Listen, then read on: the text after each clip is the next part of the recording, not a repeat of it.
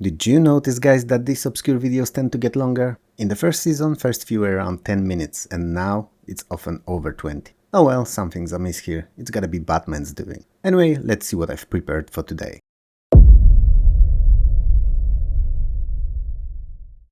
The Third Courier is a spy thrill adventure game, and while it was released by Accolade in 1990, a very well-known at the time publisher, it is a virtually unknown game that not many even heard of. It may be because it's a bit all over the place, but we will get back to that in a minute. You play as an American spy in Germany during Cold War era on a mission to recover stolen NATO defense plans. So, as the game settings go, this one's actually interesting. I mean, who wouldn't like to be a spy, right? Shoot the baddies, get the girl, travel in obscenely expensive cars, what a life. After creating your character in a pretty in-depth for the time editor, you start in your Berlin apartment with just a passport, a little bit of money and a bugging equipment. From this point onward, it's all up to you to figure everything out in this entirely menu-driven adventure. So you'll be traveling around the city on foot, using taxis or even the metro system, and seeking out clues to solve the case of missing dogs. You won't get much help from the game itself, and that's probably why it never gained any real traction from gamers. It feels sometimes as if you're just wandering aimlessly trying to stumble upon something interesting or pushing the story forwards.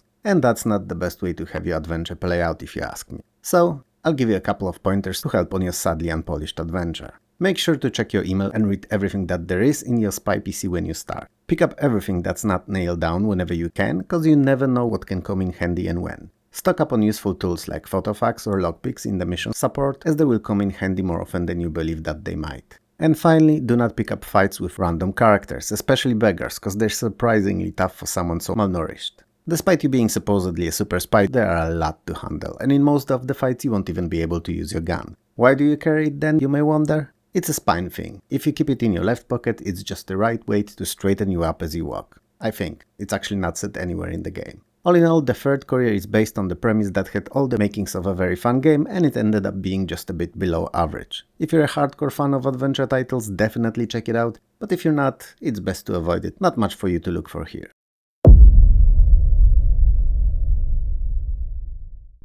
Thunderbirds is a bit of an outlier because it's a largely misunderstood game. Among many other systems, it released on the Amiga, and I suppose 16-bit machine owners expected a 16-bit experience, when in fact Thunderbirds seemed to have a lot of its design philosophies, roots if you will, based in 8-bit design. So while it looked decent, it didn't offer a tutorial of any kind or any real explanation of how, where and what to do, and just dropped you in the proverbial deep water. Although one mission actually sees you working in the submarine, so it's not that proverbial. Anyway, Thunderbirds is a mixture of side-view adventure, arcade and puzzling experiences. There's 4 missions in the game, and for each you assigned a 2-man team with which you have to pick 2 items that will help you to complete it. These are saving a man in a flooded mine, shutting down a reactor of a damaged nuclear submarine, stealing a super-secret Thunderbirds arch-villain's plans, and thwarting the plot to launch H-bomb missiles. It's easy to pick the wrong items for this, so expect to repeat each a couple of times until you figure out what to take and how to solve its puzzles. They're pretty fun if you're willing to excuse games' vagueness and the fact that you'll need to repeat things few times to really understand them.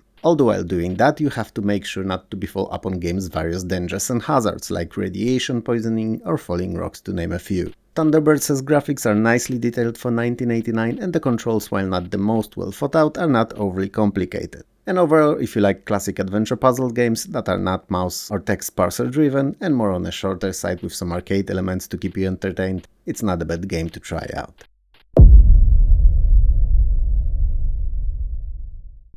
We spoke about Thunderbirds, now it's Thundercats. So next gotta be Thunder Donkeys, right? Or even Thunderbat, man. So like Batman, but plural, and with a power of thunder. Or pocketfuls of AAA buttons, it's not decided yet. You know how these superhero genesis things go. Thundercats, however, is a side-scrolling action slasher shooter platformer, gameplay-wise not unlike Ghosts and Goblins. Totally different in its theme though. Your goal is to complete all levels defeating the forces of Thundercats' villain, Mum-Ra. And these can be various different kinds of creatures, from bats through dwarves all the way to the half-man, half-animal thingies which are difficult for me to explain. Maybe it's a dog, maybe a wolf, perhaps a beaver, who knows, something with a long mouth, sharp fangs, claws and death in its eyes. All because I've not seen single episode of Thundercats, so know literally nothing of its lore. That knowledge, however, is completely unnecessary to complete the game, so if you haven't watched it either, don't let it stop you from playing. And for what it's worth, there's a lot more thunder, so action in this one than in the previous Thunderbirds. Even the name is better if you think about it. I mean, would you prefer to be called a Thundercat or a Thunderbird? Come to think of it, it's probably best to pick neither. Anyway, you start with a sword, but as the game progresses you'll be able to upgrade it and eventually even get shots. But as their characteristic would imply, can be used at a distance, which is always good. If I had to guess when Thundercats were released by its graphics, I'd say it was 1988. And I'd be dead on. But since I knew that beforehand, it's a moot point. But look at it. It does look 1988, doesn't it? Sound-wise, it's pretty crap. At least in my books. Not on Yolanda level that we spoke about in the last video, cause nothing is, but that nonetheless. And the gameplay, while not very demanding and creative, is actually pretty. You thought that I'm gonna say fun, didn't you? Come on, you can tell me. Do it, in the comments below. Let's see if you really did. So anyway, the gameplay is not great. Well, technically it's not broken in any way, it's so boring. All you do is run and shoot. There's not much variety, nothing that would feel at the very least a little special. It's another 8-bit game in early 16-bit games clothing. A victim to cross-genre design that should be left on 8-bit micros with a successor released on new 16-bit machines. It never had one, so we're stuck with this. If the gameplay looks like something worth your time, however, by all means give it a go. But if you value your time, there are far better games even in this video.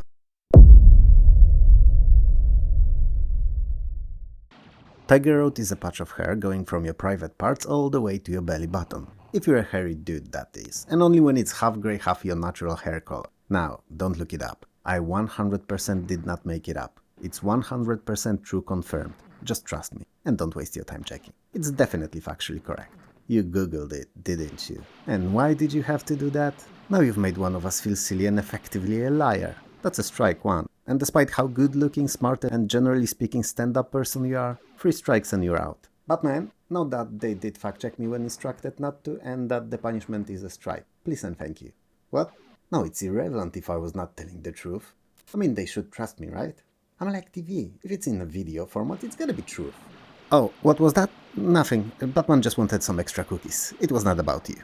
Don't worry about it. Anyway, Tiger Road is also 1989's aggressively average Amiga side-scrolling fantasy-themed beat-em-up, ported from the Capcom's arcade original. You play as Lee Wong, and your mission is to rescue kidnapped children from the evil Ryu, Ken, Oh, which coincidentally is also what Street Fighter's Chun-Li screamed during her first threesome. No wonder this is going to stay a small channel. I mean, comments like that will get me instantly demonetized. And yet, I cannot help myself. Go figure. Anyway, the game's set in China and you're plowing through what feels like thousands of one-hit bodies going through side-scrolling thematically correct environments to eventually get to the villain himself. Once again, Ryu, Ken, Oh. As you defeat them, you earn points, sometimes weapons and power-ups too. Graphically, Amiga's outing is as close to the arcade as it was possible the year it was released in, and sounds are appropriately arcadey too. The gameplay, however, did not suffer at all. But I don't mean that it's great. I mean that it's exactly as simple and uninspired as it was in the coin-op original, so congratulations, I suppose. Tiger Road is not a bad game. Really, it's just so repetitive and similar to dozens of, let's be honest here, better games that it never really crossed the invisible border between being average and good. And it will stay there in the dead center middle of it forever.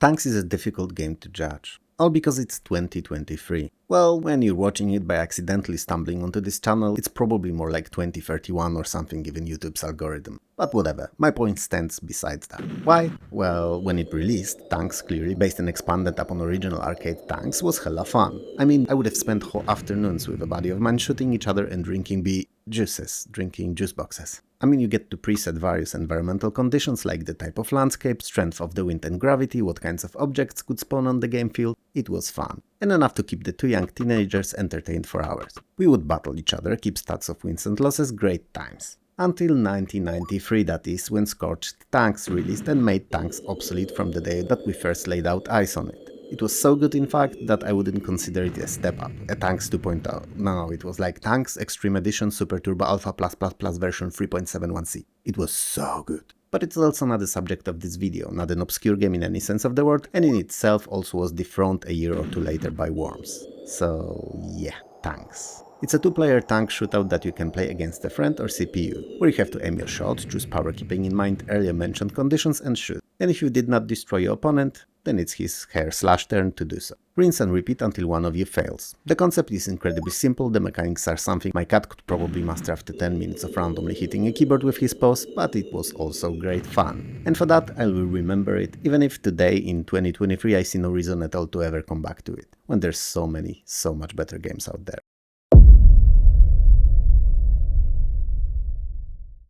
Targhan is a side-scrolling action-adventure hack-and-slasher. Explosive combo, isn't it? And get this, the villain, the archenemy you have to find and defeat going through countless screens to get to him is no other than the... I would have inserted a drumroll here, but you know, by I mean that Batman would have to do it and he's usually not keen on doing more than the bare minimum, so if you hear me instead of drums, means that he didn't bother. Unless... Nope, still nothing. I'm like 95% sure of it. Let me know how it ended up being, cause while you get to watch this, I will be working on the next one. Editing and uploading is his thing now, really. Oh, I forgot to tell you who the villain is. It's the evil one. Yep, the one and only. Not the good one, not a bit nasty or even the smelly one, it's the evil one himself. Creativity at world-class level here, guys. Anyway, despite the incredibly well thought out main enemy, wink wink nudge nudge, Targhan itself is actually a pretty fun game. There's over 40 different enemies to mow through, from warriors through goblins to demons and anything in between. The game is built out of 120 locations in 5 worlds of forest, underground, tree houses, desert and castle, and you need to traverse them all to eventually get to the you-know-who. Now, you may assume here that Targhan is going to be as mindless of a romp as Tiger Road, but it's anything but. All fights are quite technical, if you can call them that, and while the game is challenging, it's not impossible to beat. Even though you can only use a sword for basic combat, you get to pick up various glaives that can be used as thrown weapons. Targhan's graphics are excellent. I mean, sure, there are sections here and there, and by that I mean mainly in caverns that are not very flashy when it comes to the backgrounds, but most of the time the presentation is stunning.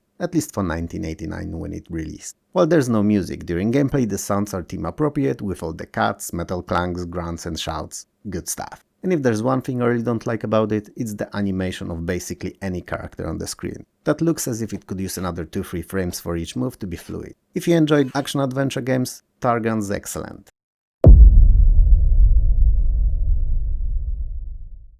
Is Tearaway Thomas Amiga's answer to Sonic as some Max touted years ago? Well, why don't you make up your own mind about it as I tell you what it is, other than potentially that. Tearaway Thomas is incredibly fast action platformer and an Amiga exclusive, probably too fast for its own good, as if it happened to land in players like myself libraries, I would have quickly dismissed it, as I was never very keen on those Sonic-like platformers where you don't really complete the levels but breeze through them barely seeing anything. I mean, I'd play and sometimes even complete them, but if I had anything else I wanted to play, this would usually land in the back of the pile with all the discs I didn't care much for. But that's me, and most Amiga gamers who would have had the chance to play it would probably enjoy it a lot.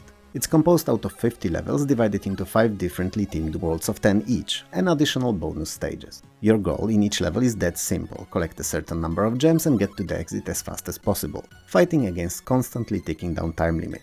If that was all, TT would be quite simple. So as you've no doubt noticed already, there are various buddies in each level. While they're not there to kill you per se, their task is to stun and slow you down, costing you precious seconds of the timer. And it's a pretty interesting choice if I say so myself, losing life only when you run out of time and not on contact with the enemy. It's a mechanic I can actually get behind in a game as fast as this one. While obviously each second is crucial, at the very least I'm not going to run in constant fear of hitting something and dying instantly. Oh, did I mention that there are numerous hidden rooms or even transporters moving you to new areas full of gems? Because there are. Sure, they may not be as many of them as in likes of Super Frog or Fury of the Fairies, but those were entirely different kinds of platformers. Traditional ones. TT's graphics are pretty nice. They're not overly detailed or flashy, as that would no doubt impede the speed, but they're at least colorful and nicely animated. Sounds are appropriate and the music tunes well fit fast-paced crazy gameplay. If all you've heard seems like a title you could try and like, give it a go. Because why not?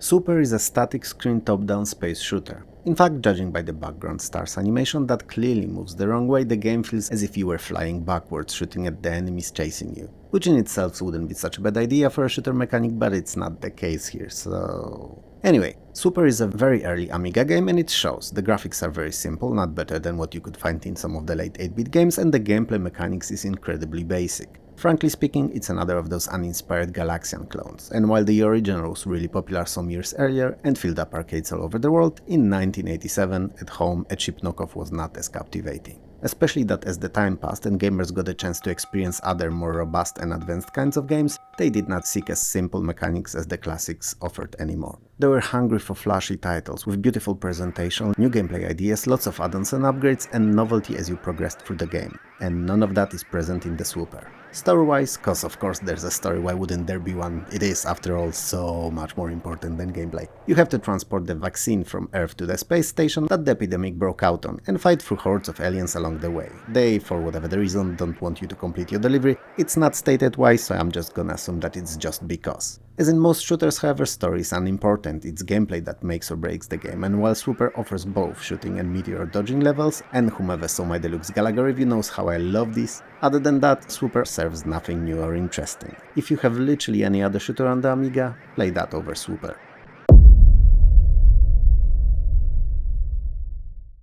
Super Taekwondo Master is what they called me in high school, short of Super, Taekwondo and Master. But I did attend karate classes for a year in primary school. It was incredibly boring and required a lot of movement, so a year was as much as I could handle it.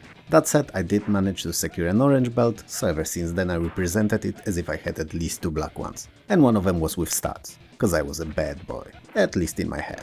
Anyway, Super Taekwondo Master seems to be the game made by folks who had similar upbringing and big aspirations. It features 6 digitized fighters, each representing their own unique and close-to-life fighting style, not just Taekwondo, meaning you won't find any explosive specials or unrealistic fatalities in the game. So you know, half of what made Mortal Kombat fun. It does make up for it with a bit more technical gameplay, having all fighters use different fighting style and completely different set of basic and special moves. There's no blood and gore though, so another thing that made Mortal Kombat fun is gone too. Super Taekwondo Master at best is half of the game that Famous Fighter was. At best. And worst of all, I'm not done dissing it. For one, the animations seem to have just a frame or two too few for each of the moves to feel fluid. Then there are backgrounds, which not only are fugly, with very contrasty color schemes that clash with the fighters badly, but there's only like 3 or 4 of these stops, so they repeat all the freaking time. Given their quality though, it's probably for the best. So having realized that, I'd like to officially retract my comment about them. But man, edit this whole segment out not to include it, please buddy. And there is a small matter of speed. Super Taekwondo Master's speed is directly tied to your machine's power. So if you have an A1200 with some fast RAM or any Amiga with a turbo card, really the game will be nigh unplayable running at cartoon-like speeds. Finally, there's an elephant in the room, so digitized characters, which are not bad per se, but they're not great either. Main reason being a very limited color palette used for them, making them look blunt and washed out. If you manage to overlook all that, however, and just focus on gameplay itself, then this Polish attempt at Mortal Kombat is not terrible. And while playing with CPU is not very exciting, having a go at it with a friend or even up to 5 of these in tournament mode can actually be quite fun.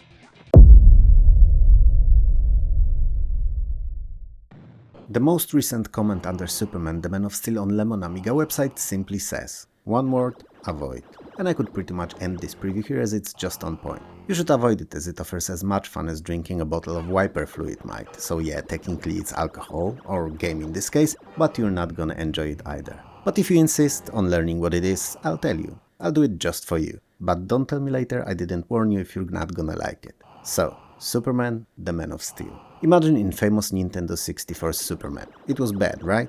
Some even call it one of the worst games in existence. Okay, now imagine the graphics are not 3D but 2D and the Amiga's Superman is as bad and equally unplayable. Even more so, it has 3 different game modes, one similar to that on N64, from behind the back but with shooting, one overhead vertical scrolling and last side scrolling. All these are linked with comic book panels telling the game's story. If this description seems a bit vague, it's because I've never managed to complete the first mode even. The from behind the back flying is just a nightmare. I honestly don't know what to do well in it. And it's irritating cause there's no useful indicators helping in figuring it out. Sure, chances are they may have been in the manual, but today I have no access to the original, nor the manual, so...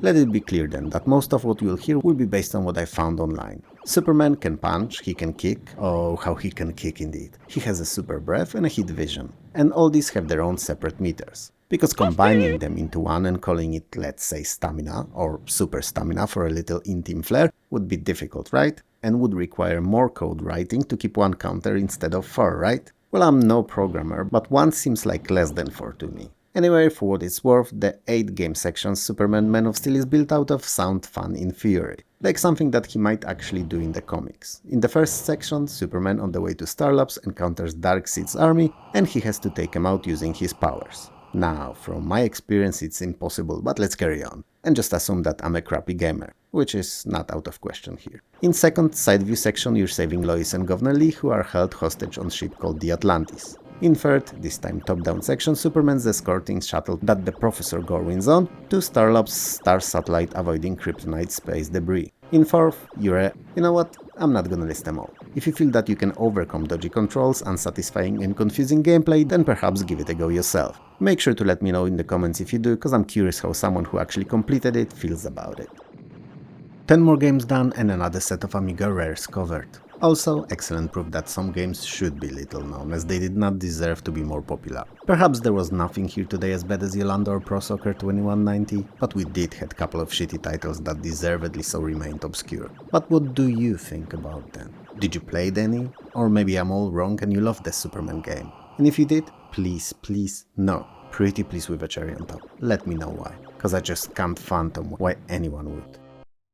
If you liked the video, hit those like and subscribe buttons below. If you didn't, well then there's thumbs down there too. But I suppose you wouldn't have persevered up to this point if you really didn't. Around 60% of you are not subscribed, and there's currently no way of knowing if YouTube will decide to recommend you the next episode or not, other than subscribing and hitting that bell, that is. And when you hit that bell, whenever the new video is out, YouTube will actually send you a small and friendly notification about it, so you wouldn't miss it. If you'd like to support the channel, Patreon and YouTube memberships are a great way of doing so. They will help me release better content, and also they get first dibs on all new videos before they're publicly accessible on YouTube. If you can't or don't want to do that though, likes and subscribes are great too. I would like to take a moment here and thank all the YouTube creators from whose videos short bits were taken to serve as a background to my commentary. They're amazing and stars among the retro community. You will find names of their channels at the top of the screen when their footage is running, and also in the video description below. For me though, this is all, so have a good one and I'll see you next time. Peace.